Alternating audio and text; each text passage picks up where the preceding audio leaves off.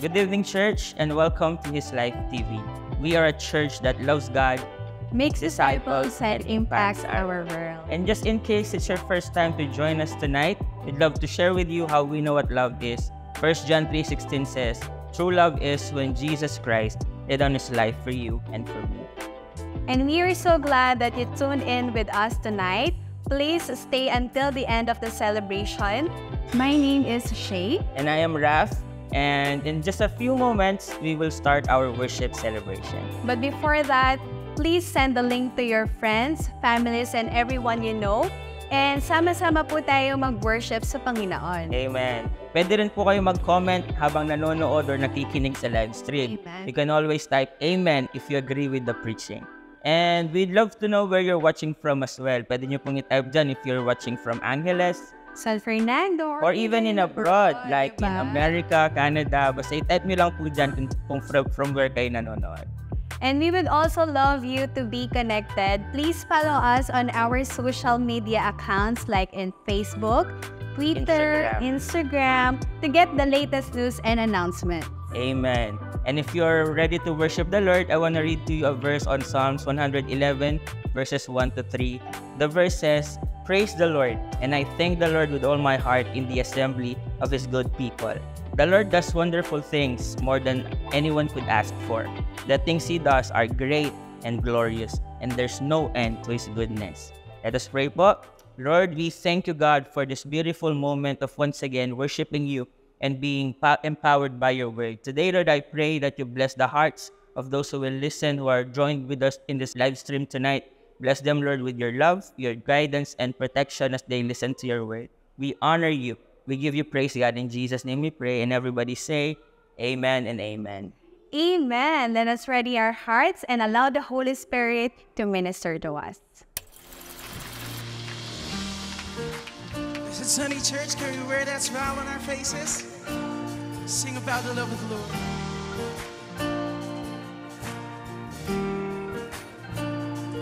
I got a story too good to hide. I was a blind man wandering until I saw the light. Yeah, I got a story I can't deny. I'm a living, breathing miracle, and I just gotta testify. Sing this out. Ain't nobody love me like Jesus. Ain't nobody love me this good. Ain't nobody love me like Jesus. I know, nobody could. Tell me who could give me this freedom. Tell me who could give me this far. Ain't nobody love me like Jesus. I know, nobody could. Give me praise. And now I'm anointed to bring the news. Yeah, everything He did for me, I know He'll do for you. He gave me joy for the morning, when the ashes are crowned. Yeah, I'm a walking, talking miracle, and I just gotta let it out. Say, ain't nobody love me like Jesus. Ain't nobody love me this good. Ain't nobody love me like Jesus. I know, nobody could. Tell me who could give me this freedom. Tell me who could give me this far. Ain't nobody love me like Jesus. I know,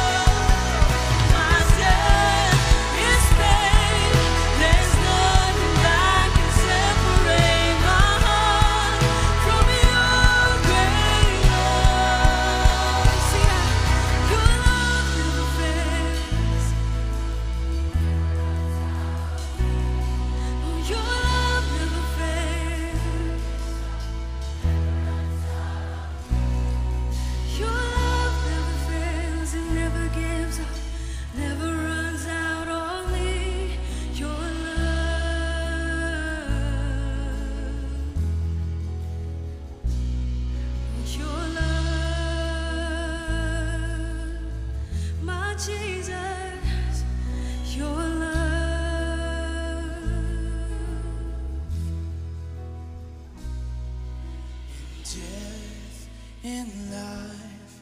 I'm confident and covered by the power of your great love. My debt is paid. There's nothing that can separate my heart from your. If you believe in that love, lift your hands, sing this out. In death, in life, I'm confident and covered by your great love. My debt is paid. There's nothing that can separate my heart from your great love. We believe in your love, Lord.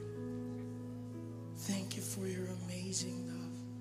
Thank you for your selfless love, your awesome love, Lord, oh God, that is with us, that is in our lives, that is in this place, Father.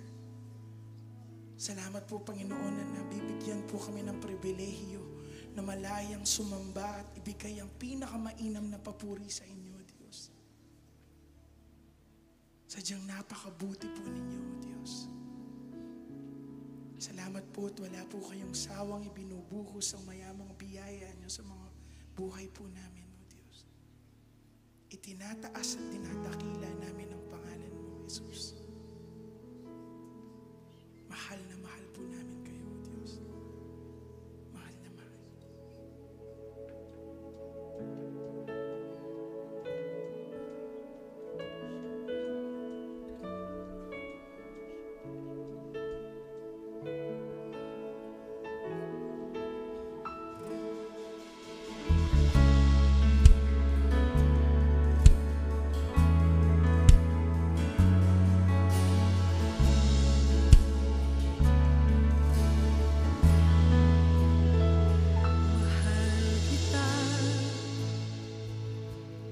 Walang hanggan ang iyong biyaya, buong buhay, hawak mo sa iyong kamay. Mula sa aking pagmulat hanggang sa paghimbing, awitin ko ang kabutihan ng Diyos. Awitin natin. Kahit tapat sa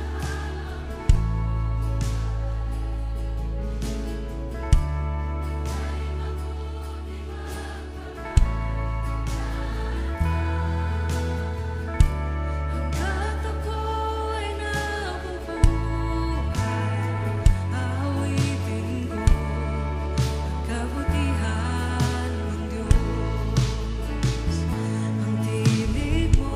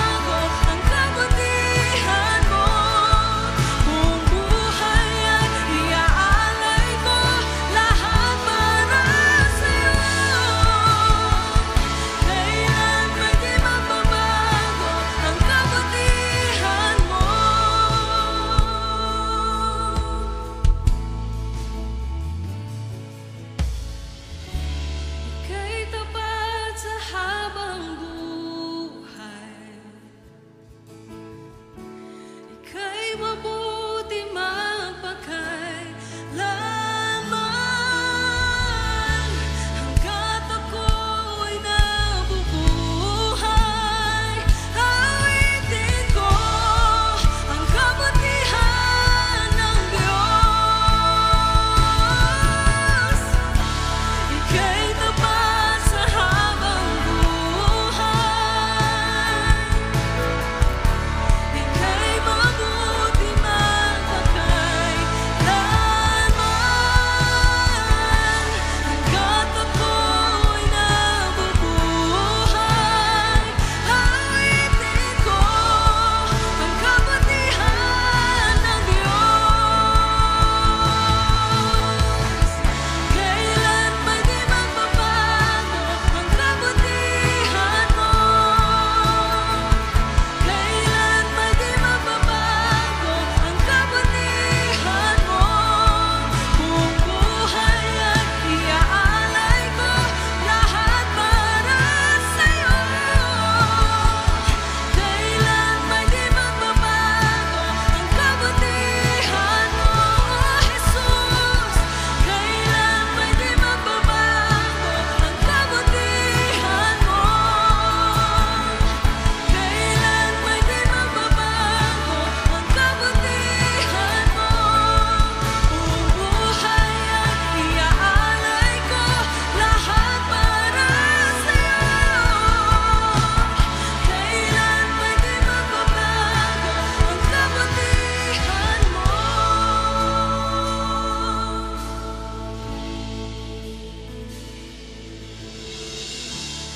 Ika'y tapat sa habang buhay,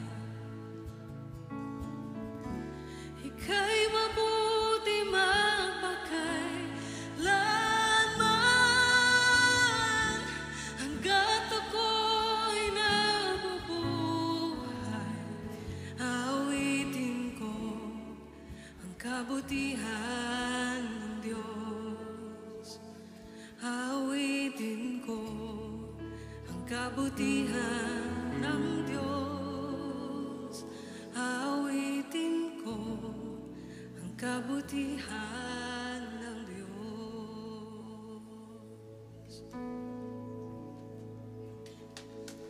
Buti-buti mo, o Diyos, kay buti-buti mo.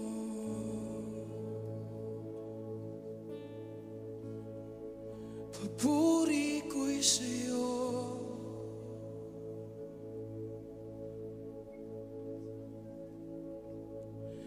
Ang Diyos na lumikha ng langit,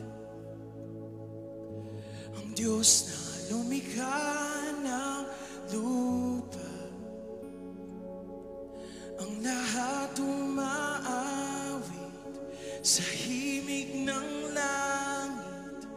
Ikaw na lumikha ng araw, ang bawat ningning ng buwan at bituin, ang lahat umaawit.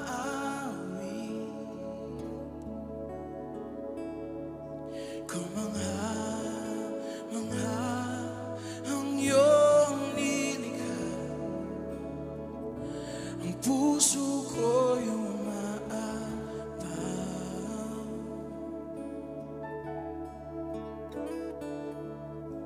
Ikaw na lumikha ng dagat, mga punong nagbibigay kulay, ang mga ibong umaawit. Kamangha-mangha ang iyong nilikha, ang puso ko'y umaapaw. Kamangha-mangha ang iyong nilikha, ang puso ko'y umaapaw.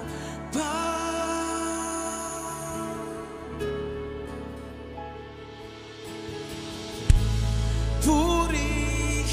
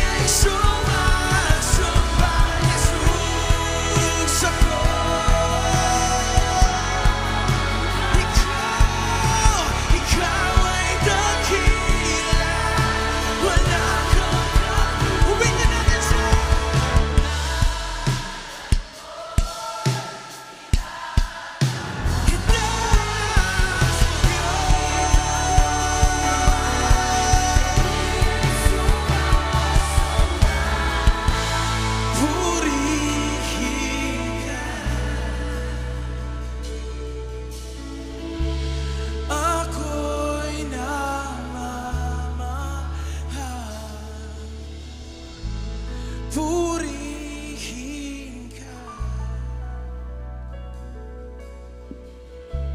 Sa'yo'y namamahal, purihin ka, purihin ka. Ako'y namamahal, purihin ka. Sa'yo'y namamahal.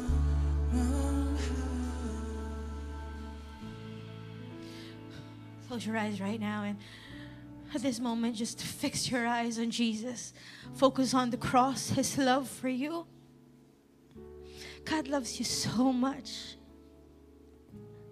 God loves you so much. Mahal na mahal ka ng Diyos. Binigay niya ang kanyang buhay para sa iyo.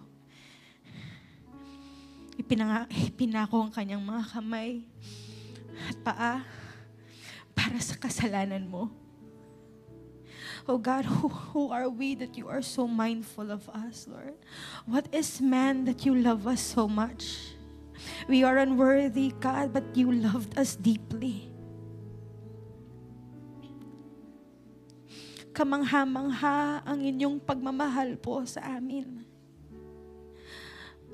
Banal na Espiritu, huwag niyo pong hayaan na maging pamilyar po kami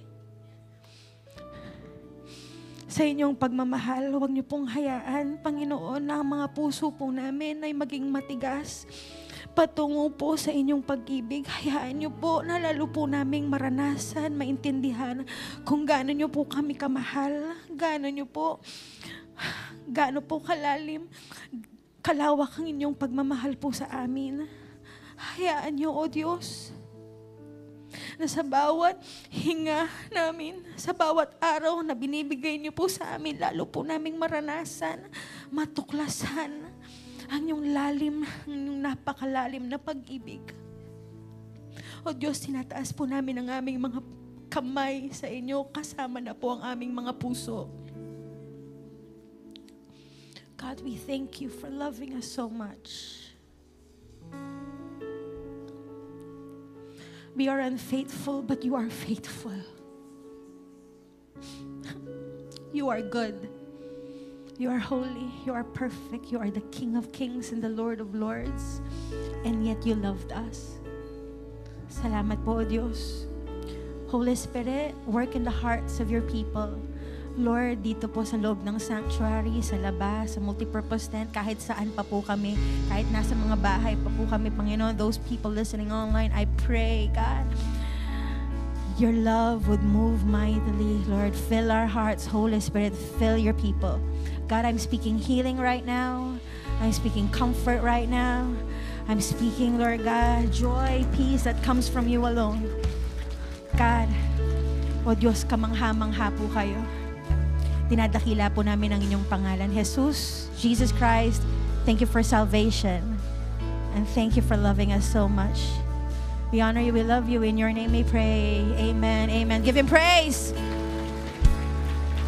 Give Him praise. Hallelujah. Lahat po ng mga nakaranas po ng pagmamahal ng Diyos. Woo! Palakpakan mo siya. Dakilain mo siya. Hallelujah. Purihin mo siya. Hallelujah! Hallelujah!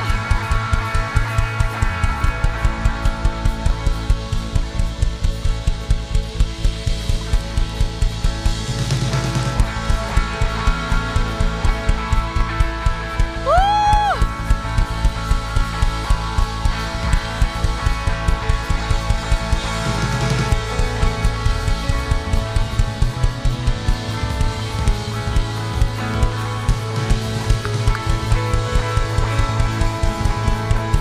Praises to the King of Kings and to the Lord of Lords. Hallelujah to His name. Hallelujah to His name. Hallelujah to His name. Whew! Sino pa dito ramdam na ramdam po nila yung pagmamahal ng Panginoon? Sabihin niyo po, Amen. Amen! Kindly say to your neighbor, paki-affirm yan, pakisabi sa kanya, good decision, pumunta ka sa church. Amen. Amen. It's always a good decision to be at church. At grabe po si Lord, no? Hindi talaga niya pinagkakait ang kanyang presensya. He does not withhold His presence. Once again, can you just give Him praise, give Him praise, give Him praise. Hallelujah. Whew. Thank you, Lord Jesus. Thank you, Lord Jesus. Hallelujah. Ang sarap po na nasa presensya ng Panginoon. And on that note, once again, welcome po. Welcome everybody. Welcome to His Life City Church. Welcome to our Sunday worship celebration. At alam ko po, pinuspos na kayo ng Panginoon at ready na kayong makinig. Amen! Lahat ng mga ready makinig sa Kanyang salita, sabihin niyo po, Amen! Pero bago po yan, sabihin mo ulit sa katabi mo, mahal ka ng Diyos! At kung katabi mo yung asawa mo, kapatid mo, kapamilya mo, sabihin mo sa kanya, I love you. Yan. Kung hindi mo po asawa yan, umupo ka na lang. Okay? Okay po? Praise God. Whew.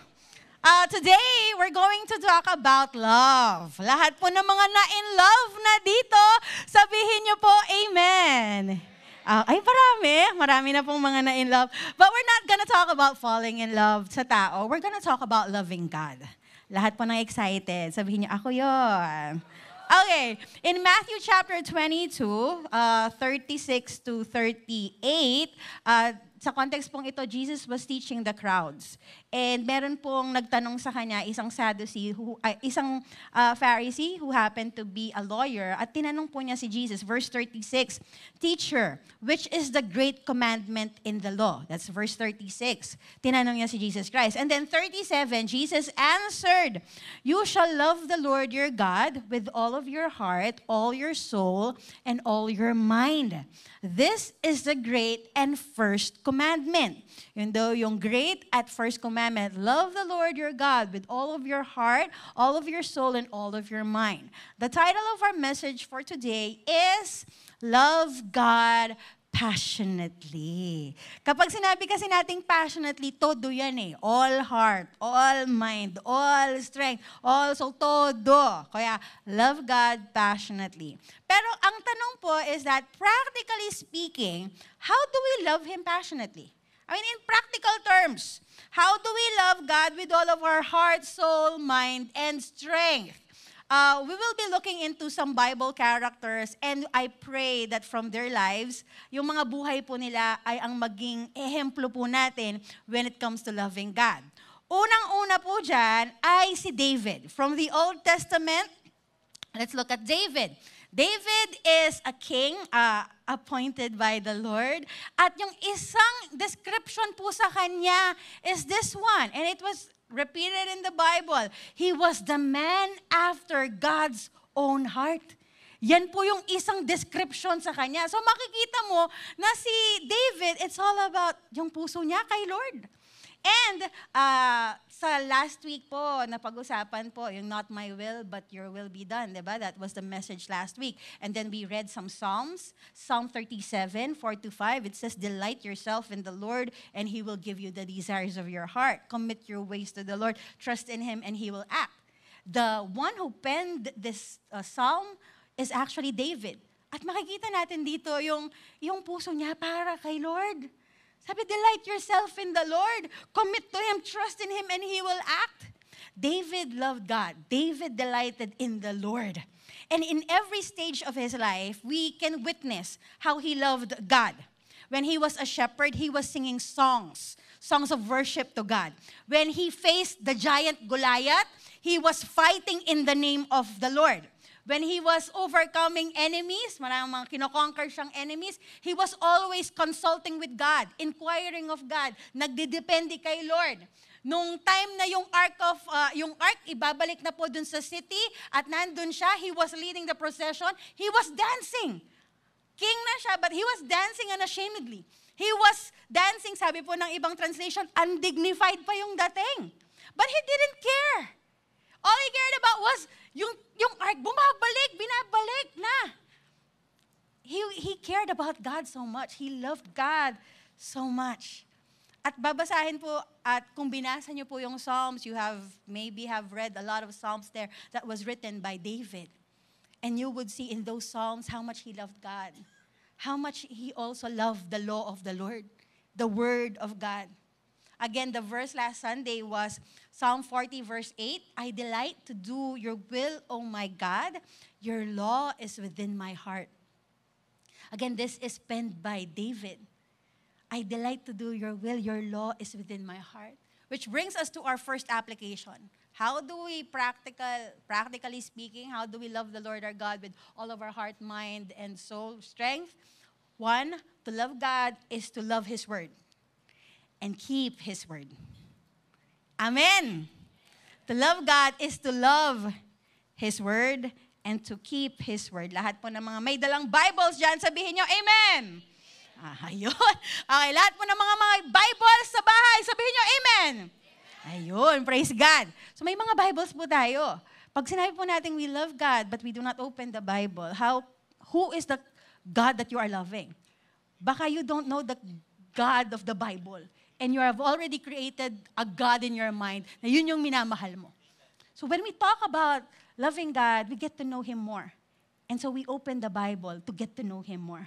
When David expressed his love of God's law, he was expressing his love of God's revealed truth. Mahal niya ang katotohanan na siyang ipinapahayag sa salita ng Diyos. As he opens the scripture, mas nakikilala niya ang Diyos. Mind you, tayo po, we have 66 books in the Bible right now. We have access to this wonderful treasure. I mean, it can direct us, guide us in all matters of faith and life, Christian living. Andyan po, may access tayo sa lahat ng mga ito. Praise God nga po, dito sa Philippines, we still have the freedom to do that. In other countries, magdala ka lang ng Bible, target ka na. Yan po ang nangyayari sa ibang bansa. Magdala ka ng Bible, you might already be in prison because of just bringing the Bible. Right here in the Philippines, we still have that freedom. Kaya nga po, wag po nating i-take for granted. Amen! Amen! Now, David did not have the 66 books. They only had a few. Yung una, Genesis, Exodus, Leviticus, Numbers, Deuteronomy. I mean, they just had the first few. Yun lang po yung meron sila. But David delighted in it. David read it. David pondered on it. And hindi lang po yun, he diligently applied the word of God. And the more na ginagawa po niya ito, the more yung affection niya nag-grow kay Lord. Kapag binuksan niya kapag binabalikan niya po yung scripture, yung word, nakikilala niya lalo ang Panginoon. Nalalaman niya yung puso ng Panginoon. Nalalaman niya yung karakter ng Diyos. When he comes to the word, when he comes to the scripture, he comes face to face with the God he loves. The Bible, reading the Bible is not a to-do list. Hindi yan po yung check mark lang. Ay, nagbasa na ako. Check. Yan. No, it's not a check or a thing to do. It is a time of knowing God. It is a time of discovering who He is, what His character is. Kaya po yung panalangin po natin, whenever we read the Bible, as we open the Bible, Holy Spirit, kailangan po kita. Holy Spirit, Lord, I want to know you more. As I read, Lord, magpakilala pa po kayo sa akin. That is our prayer as we read the Bible. Because God's Word is a reflection of God's character. Mas nakikilala po natin siya sa ating pagbukas ng Biblia, sa ating pagbabasa ng Kanyang salita. One pastor said, the law of God is God's character externalized. It comes to us from the very heart and mind of God. Its purpose is not first to tell us what we must be and what we must do. Not first. Hindi po yun yung unang-una. Purpose niya. Its purpose is to tell us first who God is and what He is like. Kung sino ang Diyos na ating sinasamba. And as we open our Bible, God reveals more of Himself. David loved the law of God because it revealed who God is.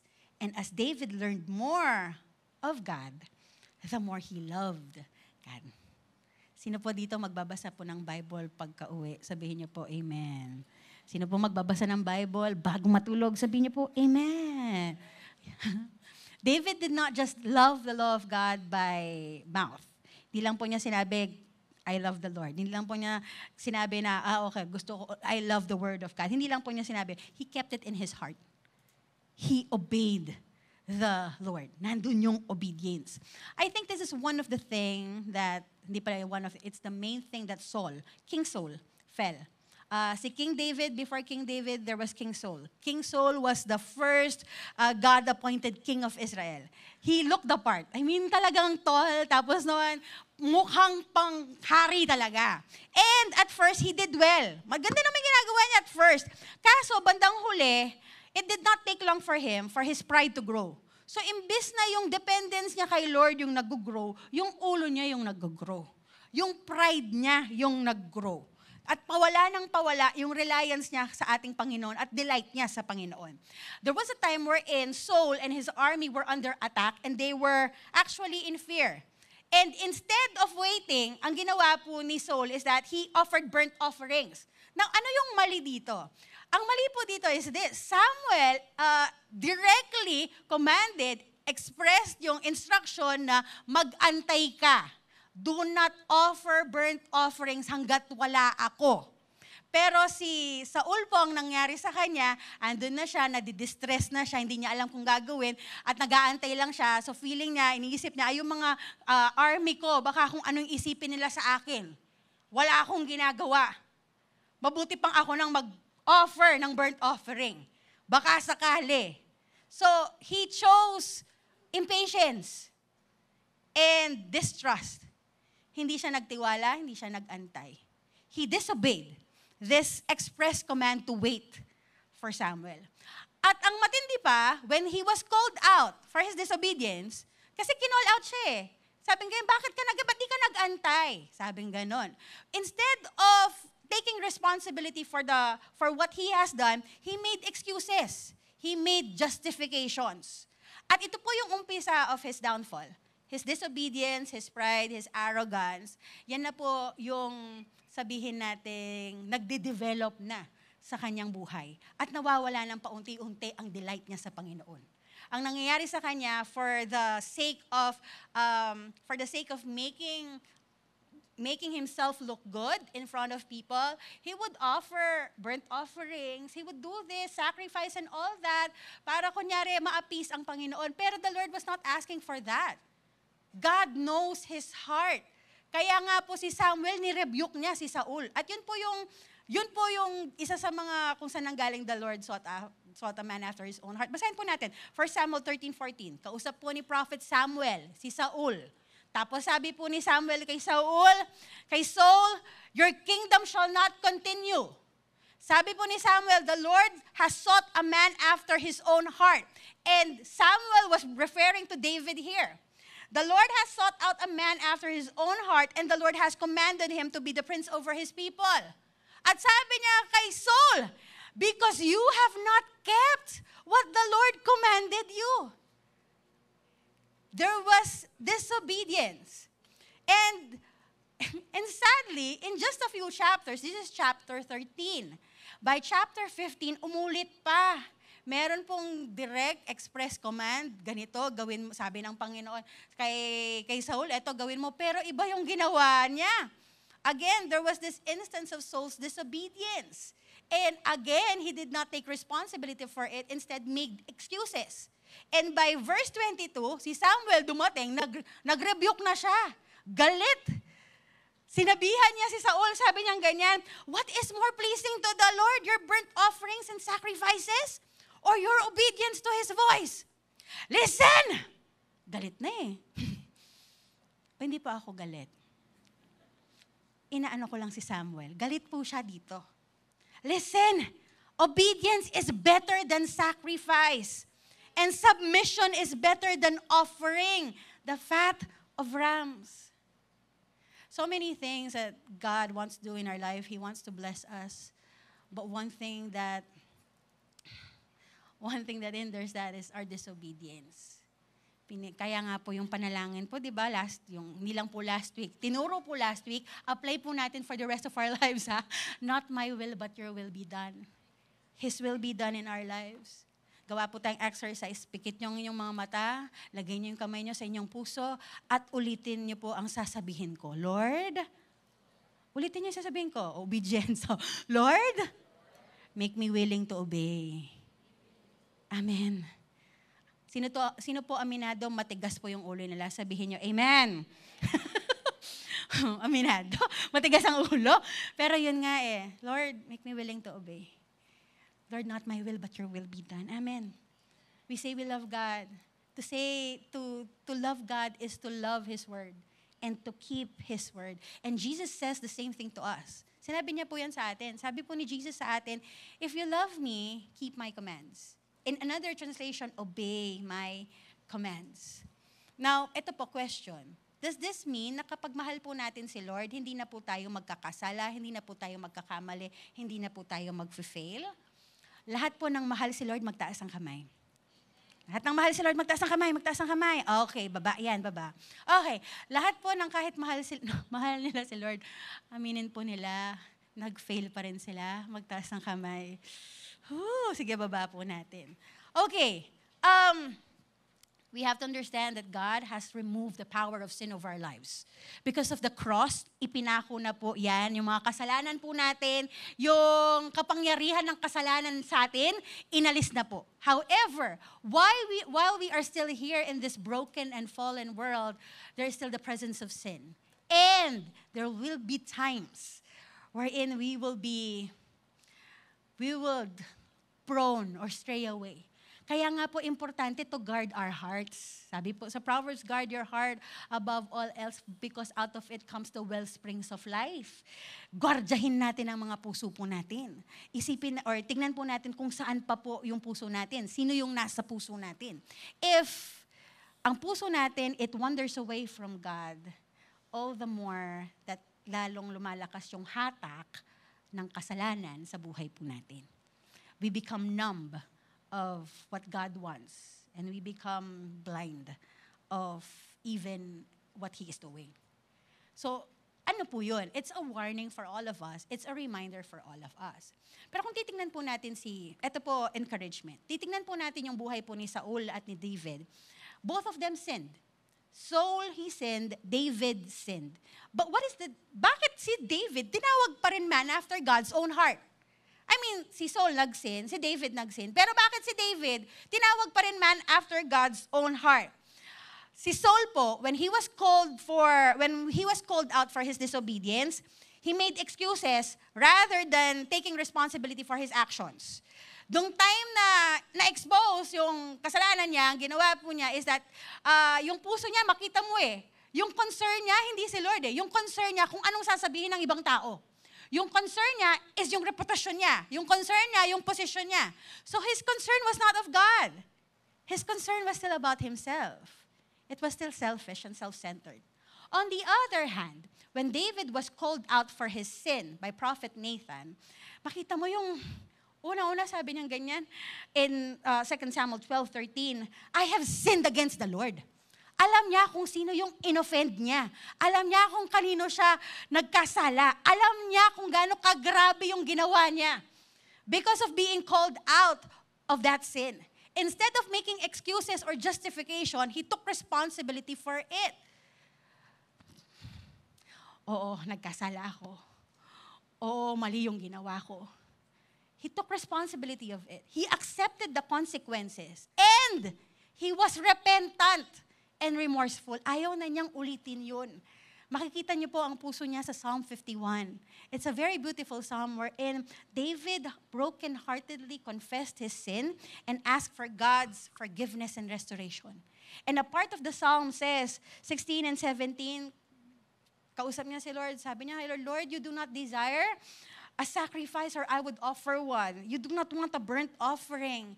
The sacrifice you desire is a broken spirit. You will not reject a broken and repentant heart, O God. Yung puso niya basag dahil alam niya nagkasala siya sa Panginoon. Yung puso niya basag dahil alam niya yung ginawa niya hindi ayon sa kalooban ng Diyos. That was what was breaking his heart. Tayo po, our hearts break for so many things. Kay yun lang nagbe-break na yung heart natin. Yung mga nakakilala sa kanya, alam niyo yung sinasabi ko. I mean, sa TV, umiyak tayo. Sa mga ibang tao, umiyak tayo. Sa kasalanan ba, umiyak tayo? Tapikan mo yan. Tapikan, hindi tapikan. Tapikin yan. Can you tap the person next to you? Ayan, tap the person next to you. Sabihin mo sa kanya, mahal ka ni Lord. Amen. It says, and you will not reject a broken and repentant heart, O God. Like David, there will be a time when we fall and fail, but love is expressed not by running away, but going back to Him in repentance and in humility. Love is expressed not by running away, but by going back to Him in repentance and in humility. Crisis reveals what is in our hearts or who is in our hearts. Kung ano yung nasa puso natin, kung sino yung nasa puso natin. And just like David, sana po yung panalangin po natin. Psalm 51 verse 10 says, create in me a clean heart, O God. Renew a loyal spirit within me. Alam ni David may mali sa puso niya Lord, linisin niyo po yung puso ko. Renew a loyal spirit within me. Sabi po niya, do not banish me from your presence. Don't take your Holy Spirit from me. Yung puso niya, it was not about his position. I mean, he was king. He was in position, he was in authority, but he was no longer thinking of those things. He was thinking about God, Lord, huwag niyo pong alisin yung presensya niyo sa buhay ko. Amen. Verse 12 says, restore to me the joy of your salvation and make me willing to obey you. Alam niya, nagkasala siya. Alam niya, mali niya. Sabi niya, Lord, yung presensya niyo po, yun po yung gusto ko. Lord, wag niyo pong alisin yung joy of my salvation, God. Make me willing to obey you. Amen? How do we love the Lord with all of our heart, mind, soul, and strength? To love God is to love His word and keep His word. Obey His word. Amen. Minsan ba sabihin natin sa katabi natin, mahal ka ni Lord. Mahal na mahal ka ni Lord. Amen. Another example of people who love God passionately is the Thessalonian church. The Thessalonian church is one of my favorites. Kilala po sila for three things. They're known for their work of faith, labor of love, and steadfastness of hope. Doon po sa 1 Thessalonians, first few verses, let's read it. Doon po kinoment po ni Paul ang Thessalonian church. Sabi po, we give thanks to God always for all of you, constantly mentioning you in our prayers. This is Paul commending the Thessalonian church. We remember you before our God and Father. For what? They are being remembered for their work of faith, labor of love, and steadfastness of hope in our Lord Jesus Christ. So yung emphasize ko po dito is labor of love. The Thessalonian church was known for their labor of love. Amplified translation, it was rendered your service, motivated by love. Sila po, nung nalaman po nila ang gospel, it resulted to them serving. At yung service nila, it was not during a time of convenience. It was actually in the midst of persecution. One Bible teacher says, it was not easy to be a Christian in this city, in the city of Thessalonica. Great opposition arose against the believers, and we can only imagine how exhausting and demanding it would be to persist in serving Christ. Makapagal ka naman. Exhausting. The persecution was so great that Paul was afraid they would give up their new life in Jesus just to relieve the pressure. Parang give up na dahil sa matinding pressure. Pero, however, the Thessalonian church were changed by the gospel of Jesus Christ. They were changed by the love of God. They knew and experienced God's love through the cross. And in response, they loved Him back. And because of their love for Him, they carried on in their labor. Because of their love for Him, they never became tired of speaking to others about their Savior. Their love for Christ energized them daily in their labor for the Lord. Which brings us to our second practical application of loving God passionately. To love God is to labor for Him in love. To serve Him with love.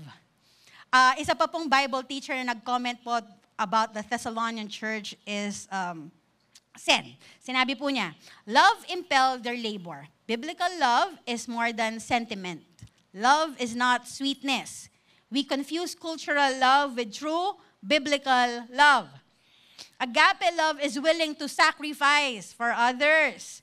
It is others-oriented, and to love sacrificially is to labor until it hurts. The word labor means labor to the point of exhaustion, to the point of sacrifice.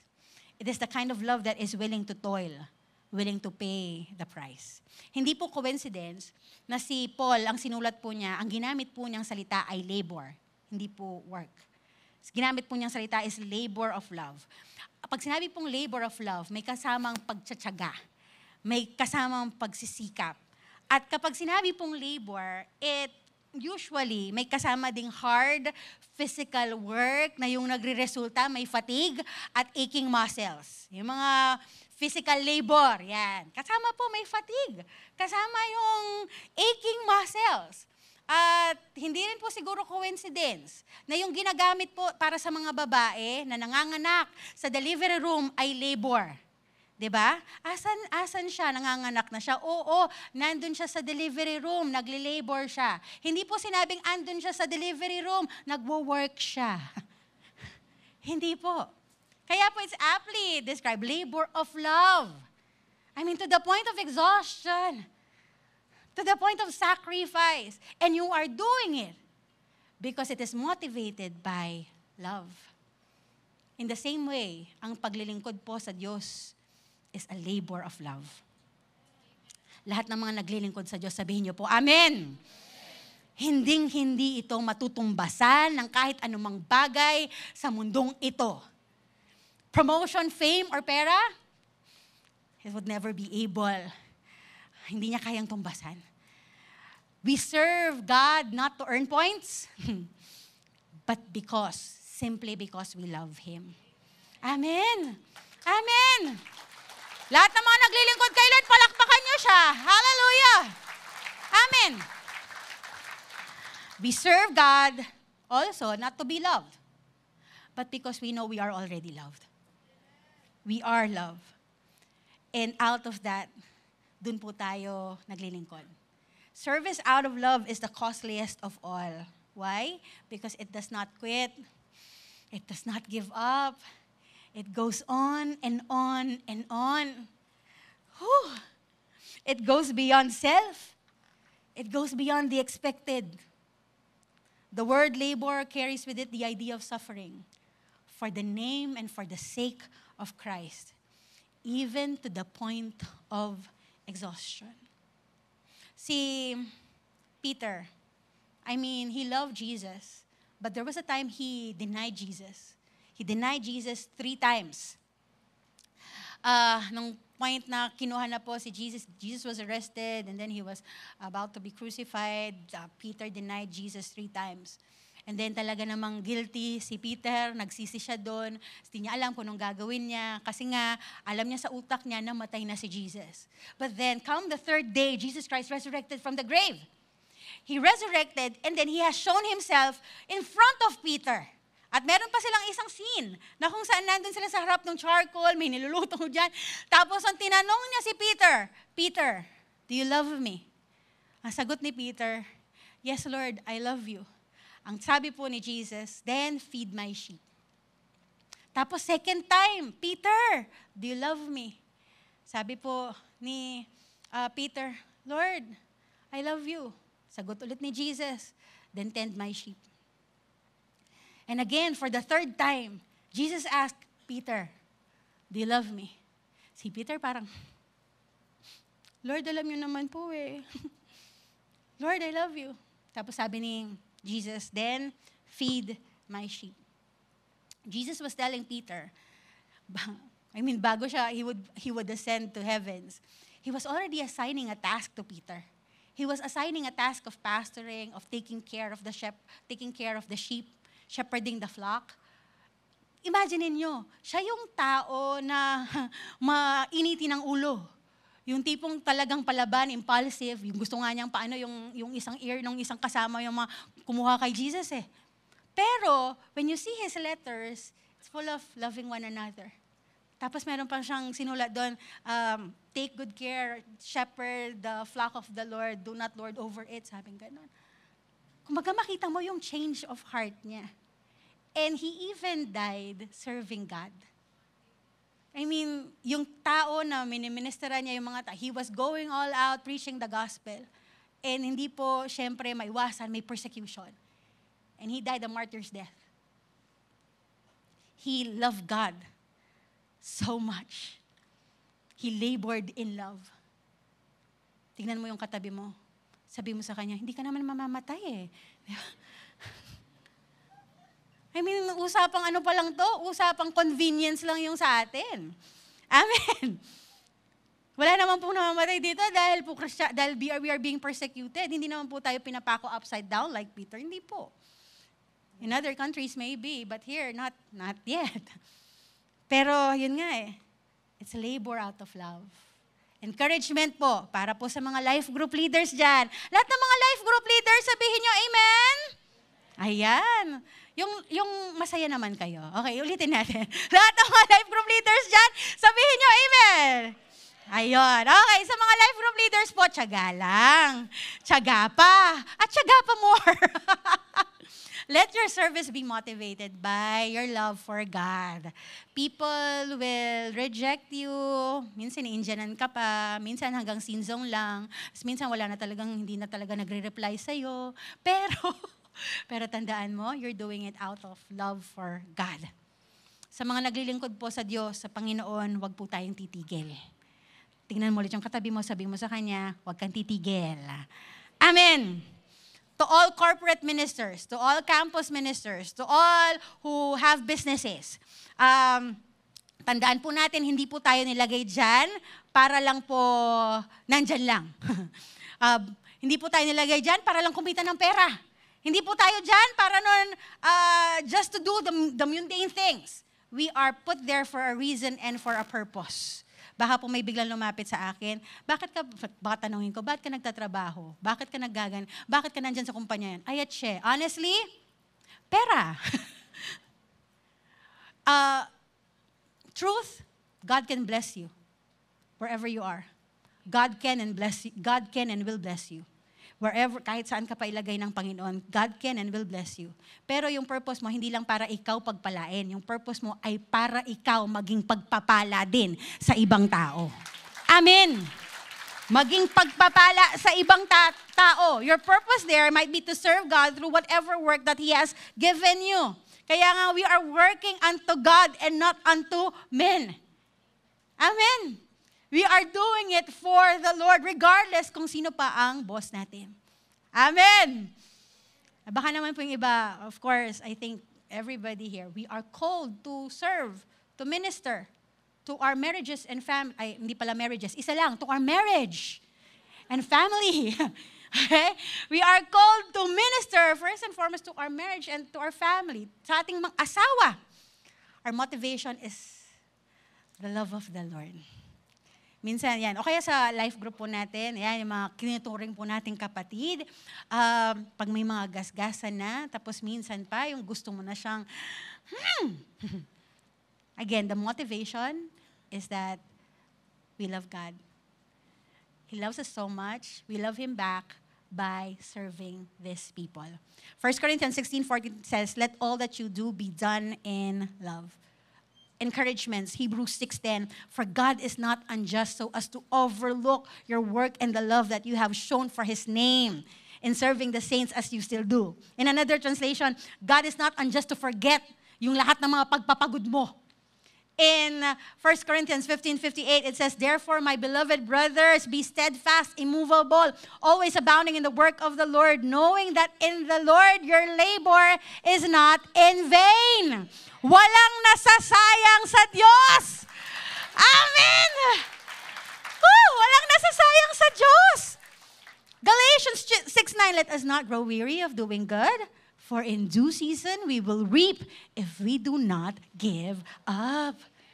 Where love is the motive, the labor is light. Where love is the motive, the labor is light. So how do we love God? With all of our heart, soul, mind, and strength. To love God is to love His Word, keep His Word. To love God is to labor for Him in love. And lastly, last example po for today. Actually, sa Bible po, marami naman pong mga example yan eh. Kaso po, dahil kulang na po tayo sa oras, isa pa sa example po ay mga tao na kung saan they were changed by the love of God.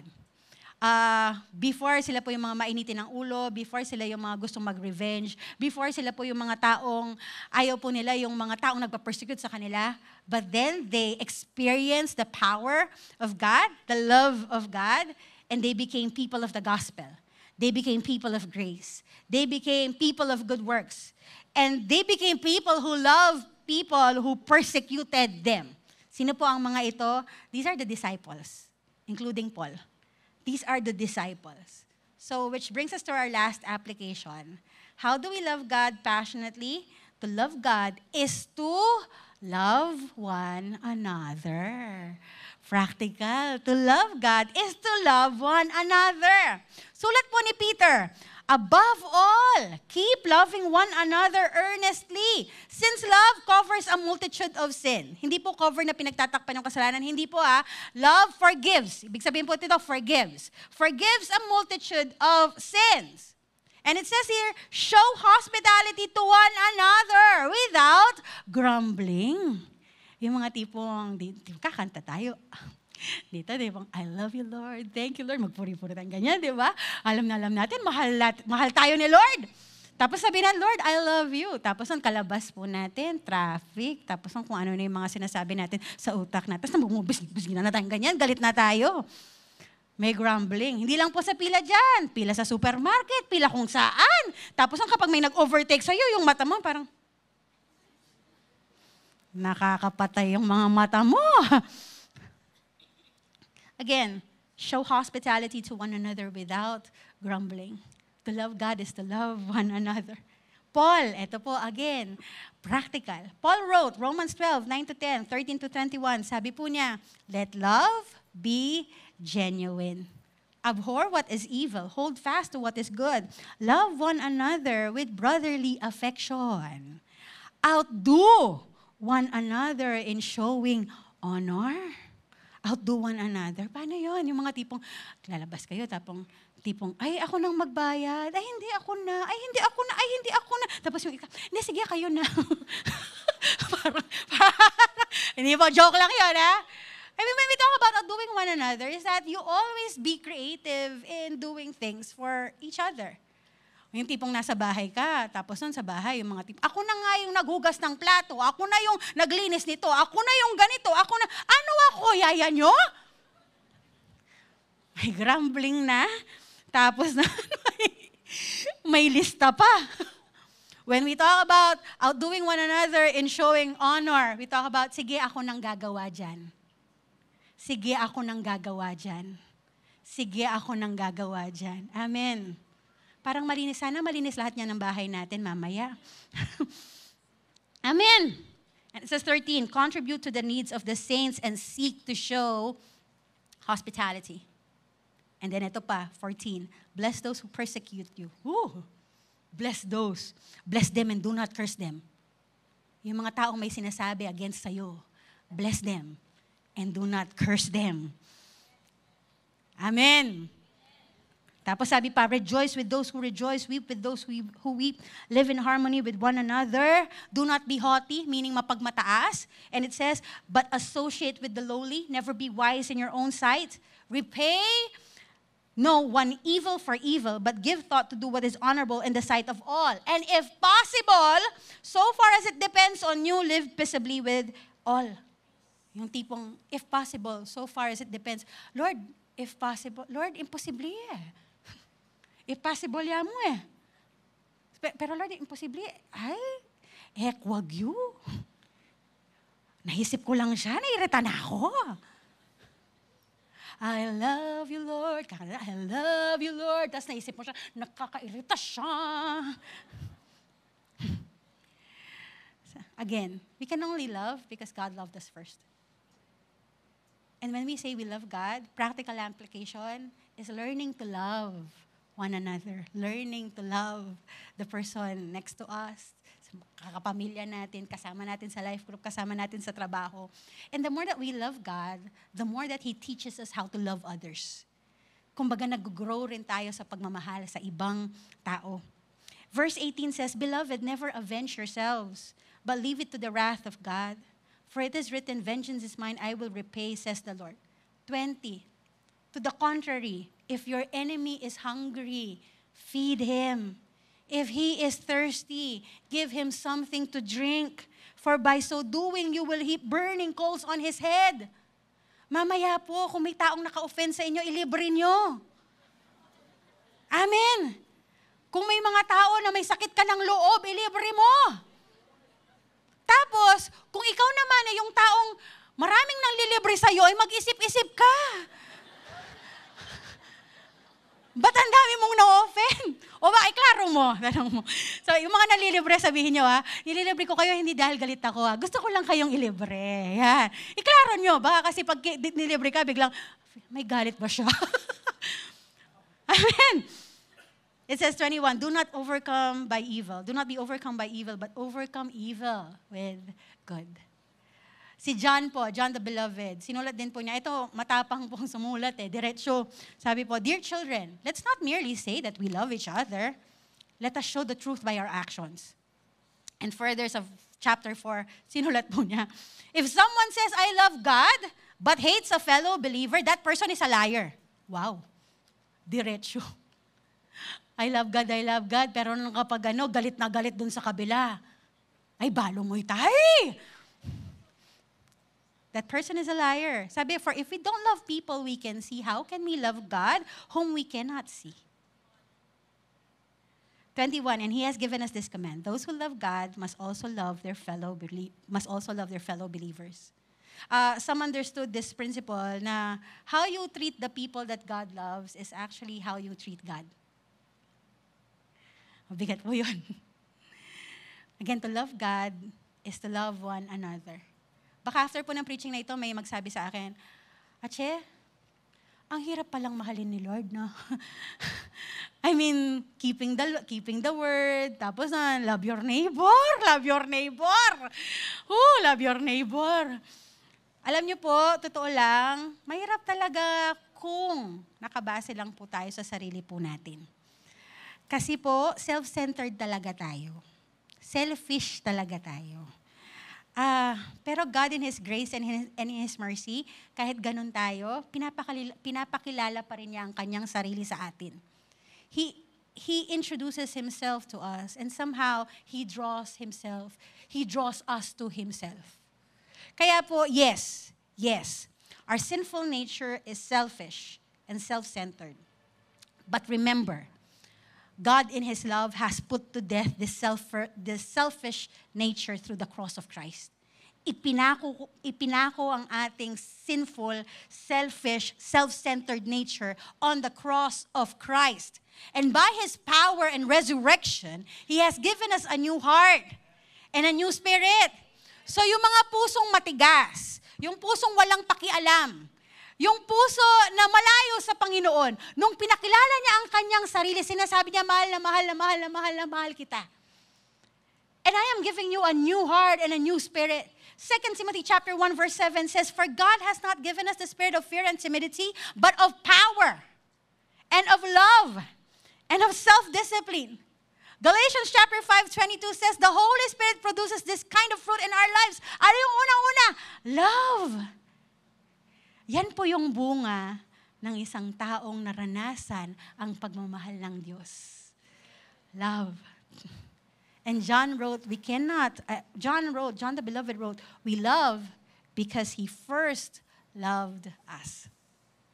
We cannot love God and love others from our own love. We can only love because God loves us first. Kaya nga 1 John 3:16 says, this is how we know what love is. Jesus Christ laid down His life for you and for me. Mahal na mahal niya tayo, binigay niya ang kanyang buhay para sa atin.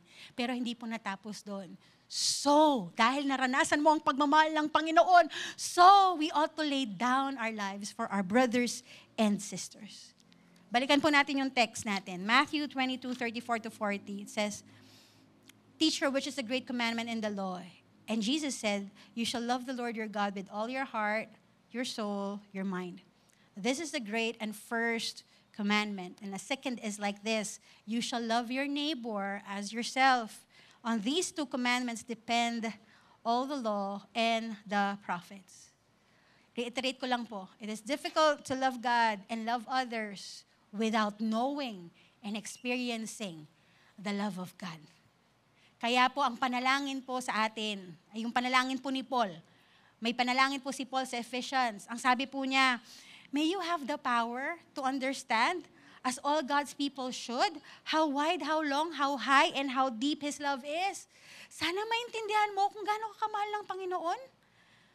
Sana maranasan mo. How wide, how deep, how long His love is for you. Verse 19 says, may you experience the love of Christ, though it is too great to understand fully. Then you will be made complete with all the fullness of life and power that comes from God. Sabi po, John 10:10, the thief comes to steal, kill, and destroy. Ang dami na pong sinira ng kasalanan sa buhay po natin. Makasalanan tayo, pero mahal tayo ng Diyos. Binigay niya ang kanyang sarili sa atin. And He has come to give us life and life to the fullest. Namatay siya sa krus, and He has given us new life. He's given us a new heart and the right spirit. Kaya nga po in verse 20 says, now all glory to God who is able through His mighty power at work within us to accomplish infinitely more than we ask or think. Yes, this verse is about God doing great and mighty things in our lives. Pero tandaan po natin, sinabi niya rin dito, the Holy Spirit is at work in us. Ikaw na akala mo, hindi mo kayang patawarin ng taong ito, God is working in you, giving you the desire and the power to do His will. The Holy Spirit is working in you. Mas nararanasan mo ang pagmamahal ng Diyos na kung saan, yun ang nagiging rason kung bakit ikaw natututo kang magpatawad sa iba. Amen. Yun din ang rason kung bakit nagiging mas gracious ka sa ibang tao. That is the Holy Spirit at work in you. Dati, wala kang pakialam. Sino siya? Wala akong paki. But then, when you have experienced the love of God, God holds your heart, and you start praying for these people. In your quiet time, you break, praying for others. Amen? Hindi po ako galit. Sobra lang talagang magmahal si Lord, no? Sobra lang po talaga siyang magmahal. How do we love God with all of our heart, soul, mind, and strength? On our own, difficult. But by the grace and power of the Holy Spirit, we can love Him passionately. By the grace and power of the Holy Spirit that is at work within us, we can love Him, His Word, keep His Word. We can labor in love, and we can love one another. Pero babalikan po natin, sino ba tayo para mahalin ng Diyos? Who are we that God is so mindful of us? Who are we that the God who is faithful, who would continue holding us in the palm of His hands and say that I will not let you go. I will never leave you nor forsake you. I will be with you. At kahit hindi po tayo karapat dapat araw-araw niyang binubuhos ang kanyang pagpapala sa ating mga buhay. Sasabihin niya sa atin, ang ganda ng plano ko para sa iyo pagkatiwalaan mo ako. Amen? Tingnan mo yung katabi mo. Sabi mo sa kanya, mahal na mahal ka ni Lord. May gigil. Amen? Let's all stand. Tayo po tayong lahat. Hallelujah. Right now is a time of confession. I would ask everybody, even those outside, I would ask you to bow your heads, close your eyes, and this is between you and the Lord. It's a time of confession. God is calling out our selfishness, our self-centeredness, our unfaithfulness. God is calling out, exposing our hearts right now. And this is a time wherein we come to the Lord, acknowledging what we have done, acknowledging that our hearts have gone astray. Sino po dito, they have been unfaithful in reading the Word. Kumbaga, mas nauuno pa yung ibang bagay. Mas excited pa sila. Mas nagde-delight pa sila sa ibang bagay kaysa sa salita ng Diyos. If you are that person, raise your hand. Raise your hand and ask for God's forgiveness. Lord, make us willing to obey you. Naghingi po kami ng kapatawaran for our unfaithfulness, for our desire for more of this world rather than desire for your word. Put your hands down. Sino po dito, they have been making excuses. God has been calling you out to serve Him. And somehow you have made excuse after excuse. Or baka naman po, matagal ka nang nagsiserve pero yung puso mo hindi na naging tama. Yung puso, there's something wrong with the heart. You're serving not out of love. You're serving with grumbling. You're serving with bitterness. Hindi na tama yung puso. Hayaan mo na itama ng Panginoon ang pusong yan. If you are that person, confess right now and raise your hand. Father, you see these hands raised. I pray, Lord, lalo niyo pong iparanas ang inyong pagmamahal at hayaan niyo po na kami po ay maglingkod out of that position of being loved by you alone.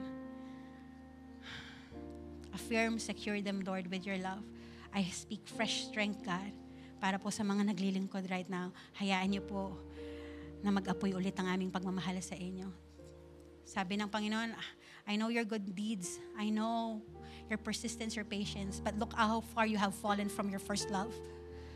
God, we are coming back to you right now. Lord, we are coming back to you. God, yusin niyo po ang aming mga puso. Yung mga pusong ito ay para sa inyo. Yung mga pusong ito ay para po mahalin kayo. Put your hands down. Lastly, if you have people I do believe God is making you think of some people. May mga taong pinapaisip ang Panginoon sa'yo ngayon.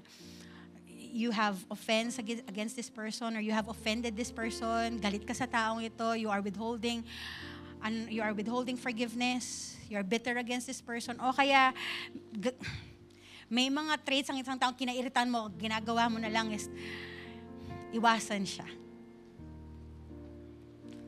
God is telling you right now, surrender that person to me, says the Lord. And let me use you. Let me use you and let me change you. If you are that person, raise your hand. Father, make us see people the way that you see them. God, today we ask forgiveness for our unforgiveness. Lord, ngayon po nagre-release po kaming forgiveness para po sa mga taong nanakit po sa amin, nag-offend po sa amin. Lord, pagkalabas po namin sa lugar na ito, Lord God, we would release, Lord, forgiveness to that person. Lord, tulungan niyo po kami, not by might nor by power, it is by your Spirit. God, I speak healing in Jesus' name. I speak comfort, God, in Jesus' name, Lord.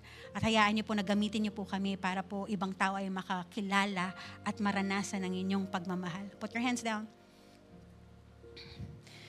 God, we know and believe you love us so much. Salamat po na matay po kayo sa krus para po sa amin. And today, Lord, once again, we declare, Lord, we love you. We love you with all of our heart, soul, mind, and strength. Lord, by your grace and your power, Lord, tulungan niyo po kami. Make us willing to obey you, Lord. And may our service be out of love. And in the same way that you love people, Lord, may we love them the way that you love them. God, tinataas po namin ang aming mga kamay bilang pagresponde sa inyong pagmamahal. Salamat po, minahal niyo po kami. And God, we respond in love, Lord. We love you, Lord. We love you, God. Come on, just declare it right now. Respond in love. Respond in His love. Declare your love for God. Hallelujah. Raise your hands. Just declare your love for God.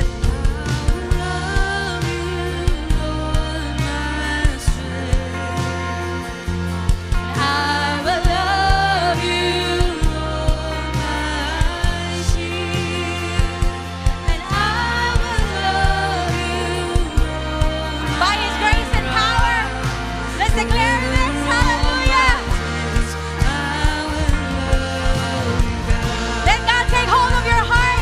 And I will love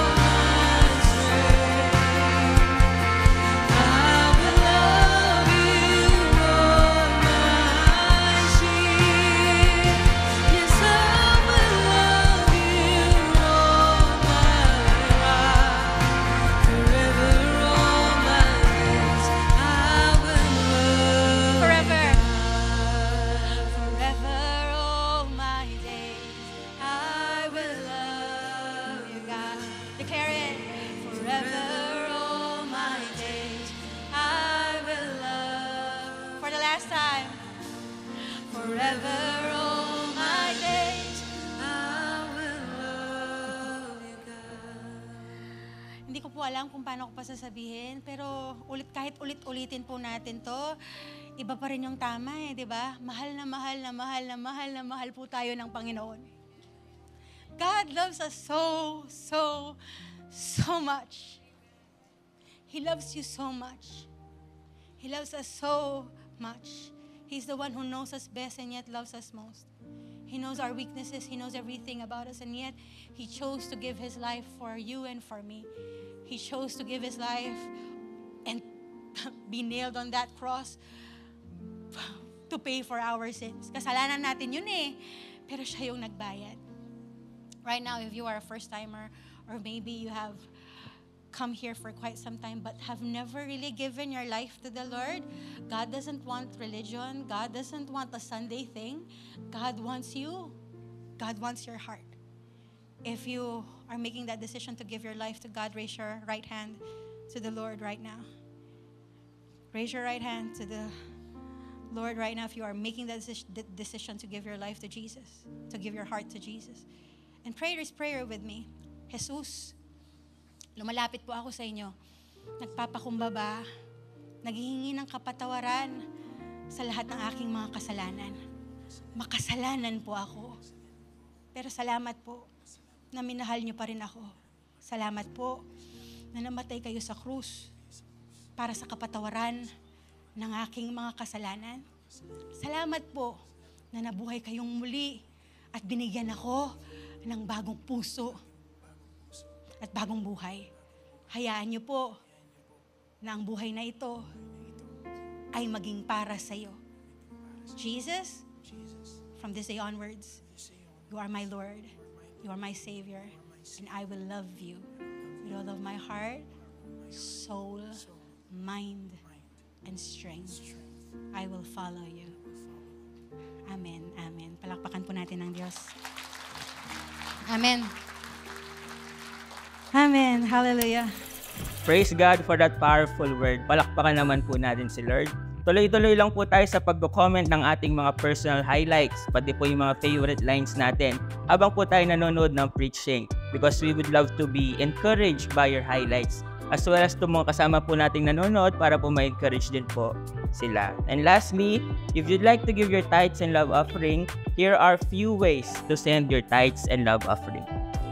Once again, thank you for joining us tonight. We would love to be with you again next week. At this part po, I would like to turn it over to Pastor Erica for the closing prayer and benediction. Let's all raise our hands. The Lord bless you. The Lord keep you. The Lord make His face shine upon you. The Lord bless the works of your hands, your families, your future. The Lord bless your hearts. The Lord bless you in the name of the Father, of the Son, of the Holy Spirit. All God's people say, Amen.